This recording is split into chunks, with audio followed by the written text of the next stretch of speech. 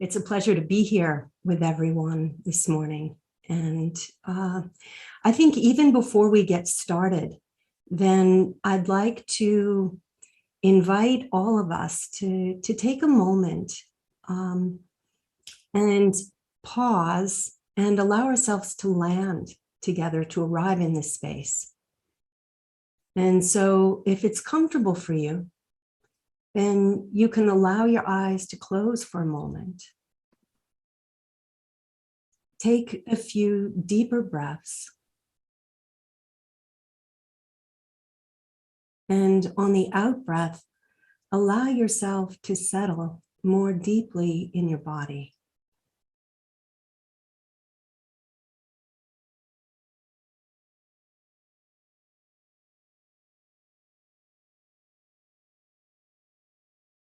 Landing on your seat, feel that contact with the earth beneath you. Maybe even rocking back and forth a little bit and feeling your sits bones in contact with your seat. Then feeling your spine, the aliveness in your back. Feeling that your spine is aligned and upright and relaxed.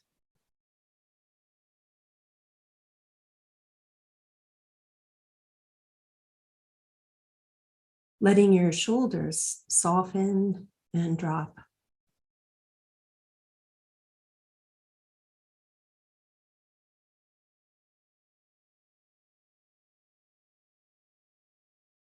And then bringing your awareness to your breath. Feeling the sensation, the movement of breath. The natural rhythm of your breath.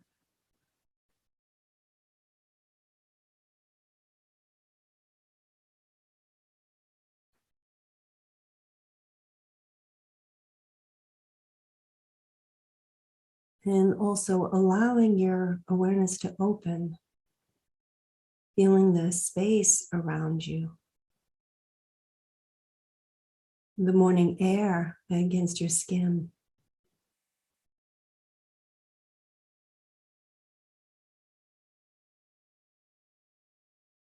Feeling how we are present here this morning in community.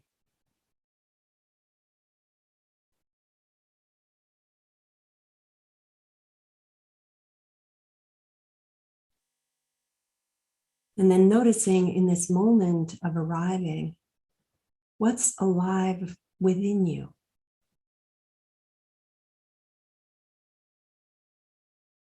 Allowing yourself to feel whatever you're feeling right now, to notice the sensations, the mood that's present with you arriving in this space.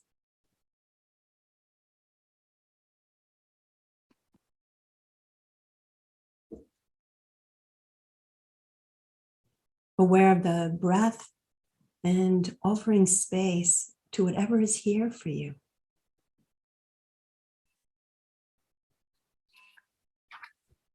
A welcome to whatever is present in your heart, mind, body, as we land, as we arrive and gather together this morning.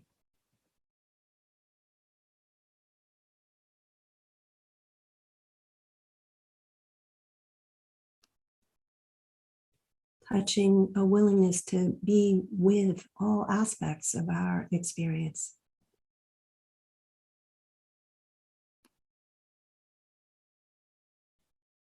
Resting into an openness, stillness that's underneath our thinking minds. Staying present with sensation and feeling,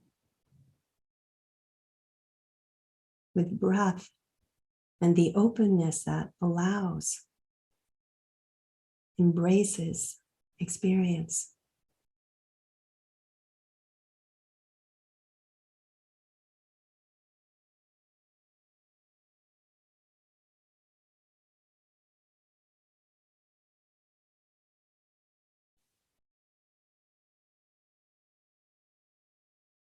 feeling the weight of your body on your seat.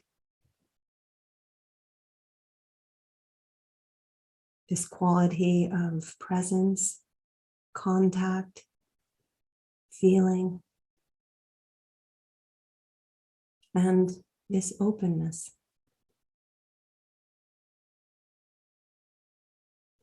David White has commented on how intimacy, this intimacy of feeling and the spaciousness of being live together inside of us.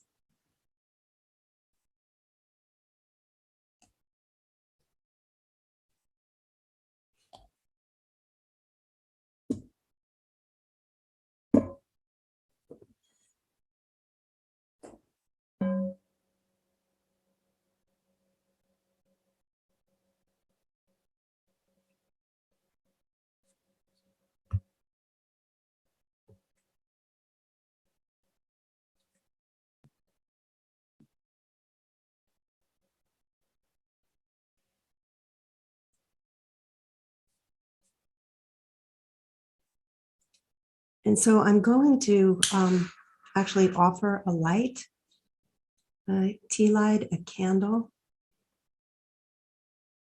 acknowledging that our gathering today is an entering, an inhabiting, a sharing a sacred space in our willingness to turn towards grief, towards qualities of feeling and experience that are typically not welcome in our larger society and world.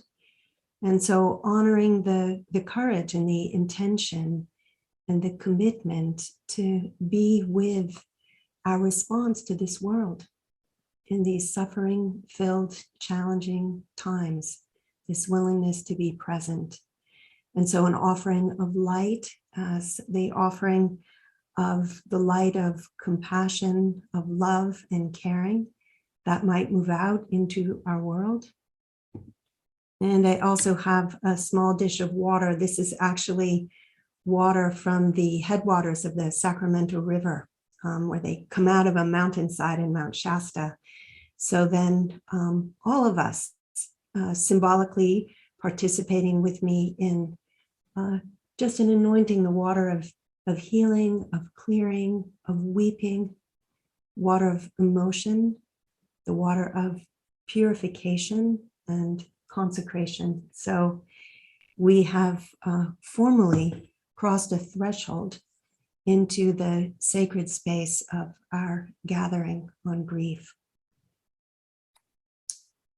So I'd like to offer a space this morning of reflection and inquiry, a safe place to land and to feel and to explore the presence of grief in our own lives and in the world around us.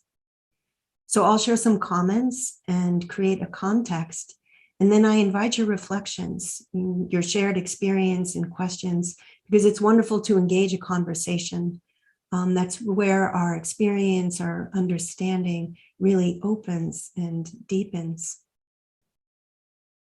So there are so many causes of grief, and it can be overwhelming to even note them all together. So this morning I was reflecting on sharing explicitly some of the causes of grief that surround us, press up against us, and just to say that I'm not a newscaster. You know, so often things are just rushed by and shared so quickly with an absence of connection, of feeling, of acknowledgement. So our practice today is to feel and acknowledge and inhabit our experience together, and explore how we might be with and respond to that in our lives. So grief is pervasive. And it's actually difficult for us to stay present to so much tragic loss and not become numb. More than 1 million people have died of COVID in the United States, more than 6 million people worldwide. And apart from that brief moment before Biden's inauguration, when they had a beautiful memorial in Washington, then we really haven't paused as a country collectively to acknowledge, to name, to feel this immeasurable loss. You know, my brother is traveling, sister-in-law in Portugal this summer, and my brother sent a picture of a beautiful memorial to victims of COVID. There was a large sculpture, and next to it, another sculpture honoring the experience of caregivers for people who have passed from COVID, and then a third memorial for people who have survived these losses. So how remarkable to live in a culture willing to name, to honor, to lift up, to remember these losses. So we don't have this culture of naming, honoring, and remembering here, and yet we can create that. We also have the climate crisis, of course, people dying in Europe, in Asia, of extreme heat, wildfires, drought, species loss. There's gun violence in this country, the children and teachers in Uvalde, countless others. The dividedness in our country that pains many of us so deeply, the threats to our democracy, the loss now of basic human rights, the war in Ukraine and in other parts of our world. We're aware of atrocities, of people fleeing their homes for safety. So grief has many faces, anger and despair, as well as outrage, sadness, and numbness. And we're just going to touch briefly Francis Weller, who is a wonderful, he's a psychotherapist and really a grief shaman. His work has centered around grief for decades, and he has created collective rituals and ceremonies and written a beautiful book. Actually, I'm going to hold that up for a moment. The Wild Edge of Sorrow. So it's a beautiful book, Rituals of Renewal and the Sacred Work of Grief. And he names 5 different gates to grief. So I'll just touch on them briefly to really crack open our sense, lift up our consciousness of how grief is present in our lives. The first, of course, is personal loss, the loss of loved ones, and then an acknowledgement that everything we love, we will lose. This gate includes the loss of work, relationships that are broken and lost, of health, of our physical capacity. Eventually, everything will fall away in our lives. The journey of aging is in many ways a journey of loss, as well, of course, as potential discovery and meaning. The second gate of grief is the places that have not known love, the places within us that are wrapped in shame or rejection, that we banish as unworthy. Weller notes that what we perceive as deficient in ourselves, we also experience as loss. The third gate is the sorrows of the world, which I noted a moment ago, a grief that presses up against all of us so powerfully in this time. The fourth gate is what we expected and did not receive, the presence, the gift of communal life and connection, safety, being met and held and seen in our lives. So the absence of this rich experience is loss and grief. And the fifth gate is ancestral grief that can run through our family lineage. What was experienced in the past, suffering, scarcity, violence, trauma, can run through our family lineage. So these currents of grief run through our experience, but we rarely name them. They may not even rise to our conscious awareness. And we don't allow ourselves to feel our grief. We live in a grief-phobic society. So we need to pause and actually feel what's going on and to notice what we're feeling. We have conversations at times with each other, from here, from our heads, but it's rare to come into a collective space where we're invited to also feel what's here for us. Everything moves so quickly, and our society does not welcome grief or vulnerability. There's a denial, a withdrawal from discomfort or pain. And this fear of vulnerability is present on societal levels as well as personal levels. I mean, right now in this country, many states have passed legislation banning education on slavery or the impacts of systemic racism, saying explicitly that it is not acceptable to cause white students to feel shame or discomfort in reckoning with the truth of this history of violence and discrimination. Instead, we suppress and deny. With personal loss, with personal grief, people are supposed to get through their grief or get back to normal or move on. We're not supposed to burden others with our feelings or bring the rawness of our grief or despair into a social encounter or connection. It's too heavy. We don't want to get people down. Just a few months ago this spring, they are drafting the new DSM. I think it's the DSM-5, the Diagnostic Manual of Diagnostic. It's for healthcare providers, both physical and mental health. And they have a new category they call persistent grief, which is now identified as a pathology if someone is experiencing acute grief for more than 1 year. So that is remarkable to identify grieving for more than 1 year as pathological. Many people are rising up to resist this change. So traumatic grief is at the forefront of our world in so many ways, socially, politically, environmentally, and of course also personally. So how can we make the time and space to grieve in a grief-denying culture, in a truth-denying culture, to name and be touched by the immensity of what's here? Perhaps unprecedented in the history of our country, in the world on this scale.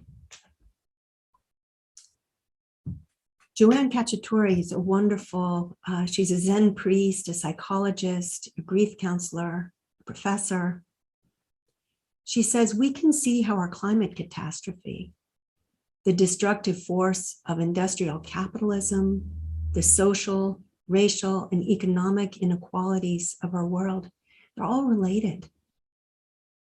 They're all aspects of dissociation, of separation, and then objectification and destruction. Joanna Macy notes how the suppression of despair contributes to our numbness. She says this refusal to feel impoverishes our emotional and sensory life. We create diversions for ourselves as individuals, and as nations, we pick fights. And it's apparent in the aims we pursue, the stuff that we buy. Of all of the dangers we face, she says none is as dangerous as this deadening of our response. Thich Nhat Hanh a few years ago was asked, what is the most important thing we can do to save our planet? And he said, we must feel the cries of the earth within ourselves. So we can see how this capacity to feel is an essential element of our capacity to respond. When we feel, we respond. When we feel, we engage. When we shut down, we distance, we dissociate, we separate. And that's very dangerous and harmful for us as well. So how do we gather the resource, the support to be present with this immensity of grief? In our willingness to be open with each other, to feel what's present in our hearts and to receive the healing energy of a space that's safe, non-judgmental, and allowing, a space of compassionate presence. Then we're also tending our grief. We're sharing a space of mutual support and caring and doing grief work. Feeling grief is how we heal our grief. Everything is rising to the surface to be seen and felt. I think it's Roshi Joan. I couldn't quite trace where this beautiful quote came to me. Roshi Joan Halifax says, noticing is the first discipline of compassion, and feeling is the first practice of healing. We can create the conditions that support our ability to notice, to feel, and to begin the journey of healing and finding ways to live in our world with presence, with open-heartedness and courage. You know, feeling what's here can be so immense. There are reasons why we avoid going there. So today in this space, my wish is that we might collectively pause and breathe. And in whatever way it feels appropriate or safe for each of us, we can allow the feelings that are here for us to be present in this shared space of allowing, of compassion and love. So I'll borrow a term from racial justice work and say, this might be a brave space. Grief is welcome here. I've been tending our grief gatherings now since the beginning of COVID, so I guess almost 2.5 years. And it's an online gathering where we drop into a shared space and then move through an arc of experience together.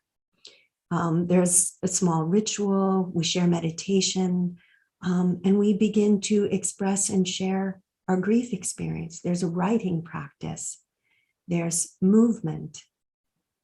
And when people arrive in that space, I invite them to drop, a word or 2 or 3 in the chat box, like, what's up for you now, what's present for you now, just in arriving. And the words often are expressive vulnerability. People mention feeling anxious or hesitant or sad, feeling tension. And then I ask folks again at the end of the gathering to drop a few words into the chat box.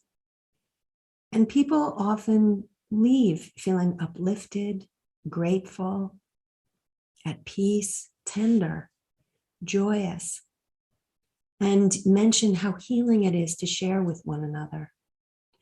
That the grief doesn't go away, but there's a comfort and an ease in expressing and being heard and received, in receiving other voices and recognizing that we're not alone.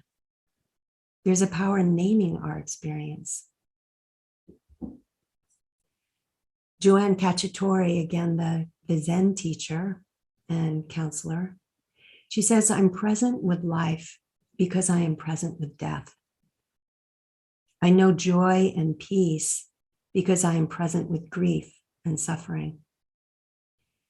And then she adds, she says, I don't help people feel good. I help people feel without judgment, without trying to change anything, without averting my gaze. So we're finding ways to adapt, to make space for our grief to exist and allow it to be whatever it is, moment by moment. So we support others by allowing them to have their experience. We support ourselves by allowing ourselves to have our experience. We stand with a grieving person inside of their pain, inside of their grief, without attempting to fix or change another person's experience. Essentially, in the practice of meditation, we're engaging the same nurturing, the same caring with ourselves in the choice to feel what we're feeling, to allow that to be, to offer space to what's here, and to find some quality of refuge in a space that is more expansive than the contracted identification, the immediacy of what's here. We can sense and feel and allow and access a larger space and ground. We can stand together in community, share with one another, companion with one another, open ourselves to beauty, to nourishment. So there's both the willingness to be with the grief that's here, the suffering, the pain, and there's also a question, what else is true? What else is true?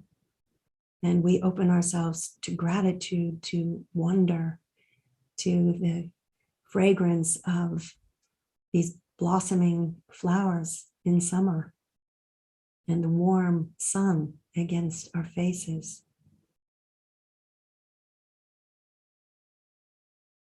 So we deepen our capacity to be present there's a training in accessing ground and accessing space to hold our experience. And then, as I said a moment ago, we also deepen our capacity to stay present by receiving the nourishment of beauty, love, and connection. We can ask ourselves, what else is true? And so I'd like to share then a poem by Rosemary Watola Tromer. And it's called For When People Ask. I want a word that means okay and not okay. More than that, a word that means devastated and stunned with joy. I want the word that says, I feel it all at once. The heart is not like a songbird singing only one note at a time. It's more like a Truven throat singer, able to sing both a drone and simultaneously 2 or 3 harmonics high above it, a sound the Tuvens say that gives the impression of wind swirling among rocks. The heart understands swirl, how the churning of opposite feelings weaves through us like an insistent breeze, leads us wordlessly deeper into ourselves, blesses us with paradox, so we might walk more openly into this world, so rife with devastation, this world so ripe with joy.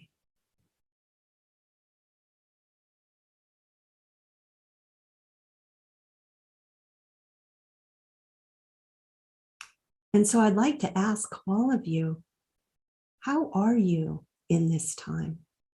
Really, how are you doing with this grief, with this onslaught of suffering and challenge and change and uncertainty? What are you learning? And how do you keep yourself resourced? Where do you take refuge? And for all of us, really, this question, how are we dealing with the many losses that we're experiencing now, including this massive loss of human life?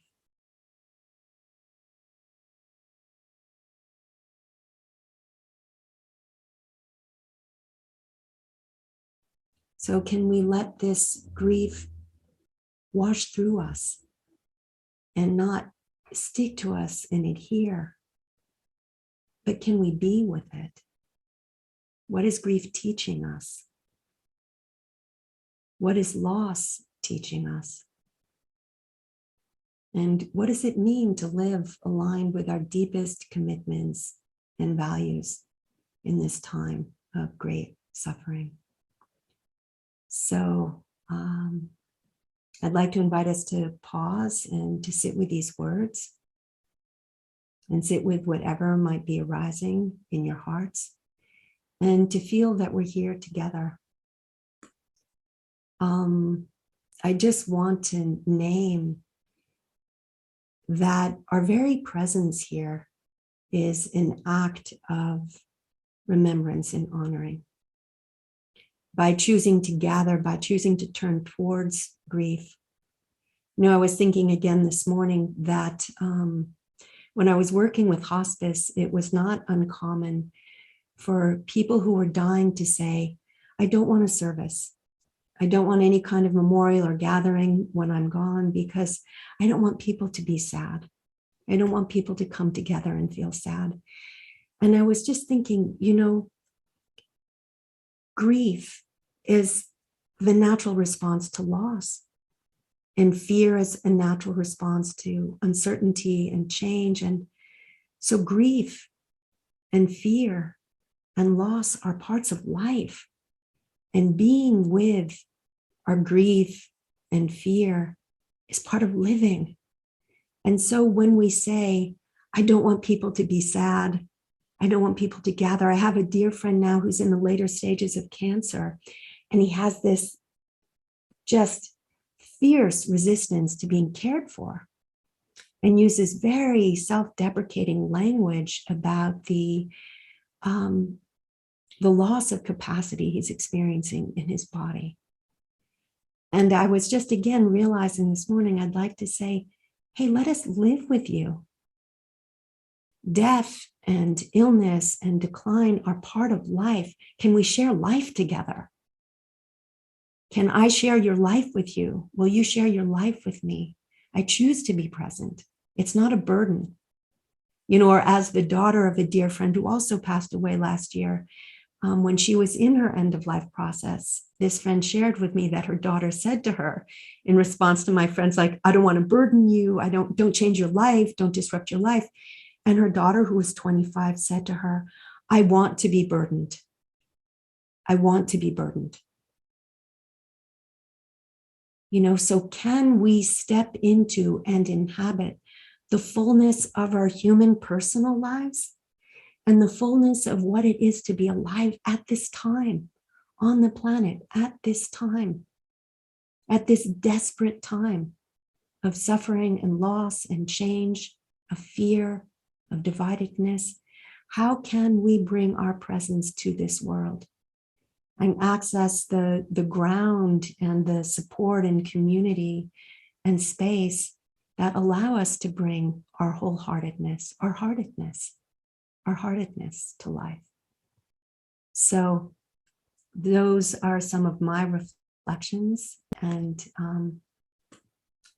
I welcome your thoughts or reflections. It's big. It's big.